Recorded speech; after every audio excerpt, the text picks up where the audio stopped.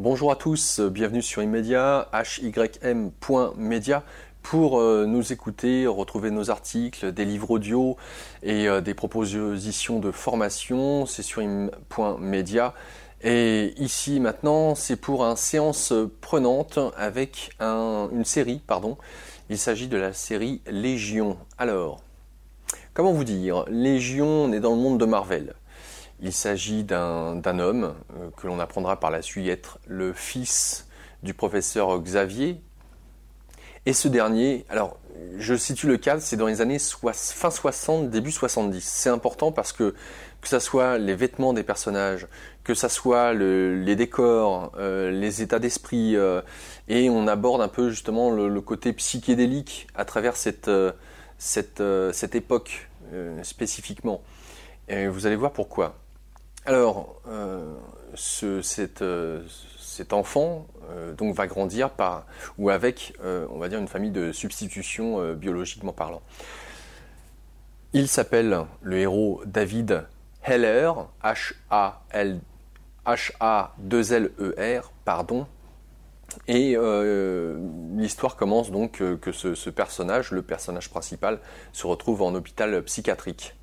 Parce que soupçonné d'être schizophrène. Alors je dis soupçonné, je n'en dis pas plus, vous aurez l'occasion de voir.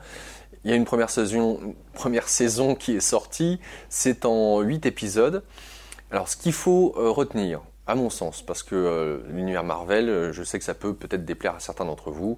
Moi personnellement, j'adore tous les univers qui sont en lien avec la BD, que ce soit manga ou comics.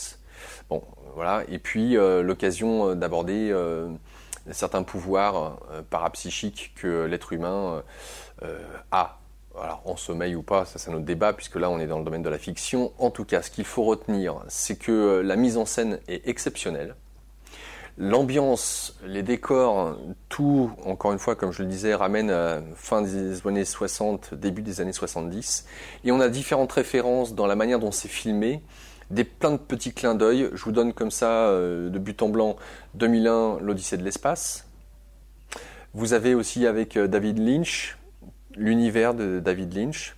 Et vous avez Shining. Donc l'occasion de voir que c'est assez étendu pour ce qui est des référentiels cinématographiques. Mais c'est du pur bonheur. De surcroît, la musique est adéquate. On est dans un monde complètement un peu fou, barré. De temps en temps, on est dans le monde astral, on est dans qu'est-ce que la réalité, qu'est-ce qui est du domaine de la fiction, et un être humain qui se découvre pensant être malade et qui en fait est tout à fait normal, voire qui a des capacités surhumaines. Ça fait écho à un article que j'avais pu voir sur un chaman qui avait été faire un tour dans les hôpitaux psy en disant ici il y a beaucoup plus de chamans que de personnes qui ont des problèmes d'ordre psychologique. Voilà, c'est pour vous donner aussi ce petit lien qui nous amène à penser que des personnes qui sont considérées comme étant des malades mentaux, auraient des perceptions sur d'autres formes de réalité, clairaudience, clairvoyance, entre autres, bien évidemment. En tout cas, voilà, c'est du bonheur de plonger dans cette ambiance, cet univers dont je vous parlais avec toutes ces références. On se marre bien et les personnages jouent admirablement bien. En tout cas, les acteurs. Les personnages, c'est autre chose.